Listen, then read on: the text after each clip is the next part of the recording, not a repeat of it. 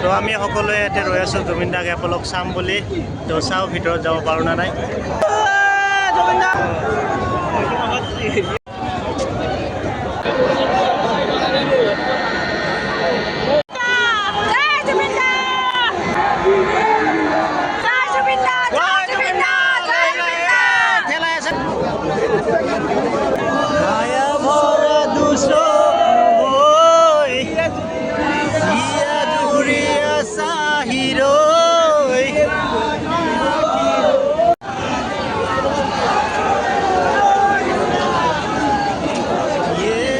তো আজিলৈকে ইমান মানুহ ক'তো হোৱা নাই যিমানখিনি জুবিন দাৰ শ্ৰদ্ধাঞ্জলিত আহিছে। তো তেওঁক ইমান মানুহ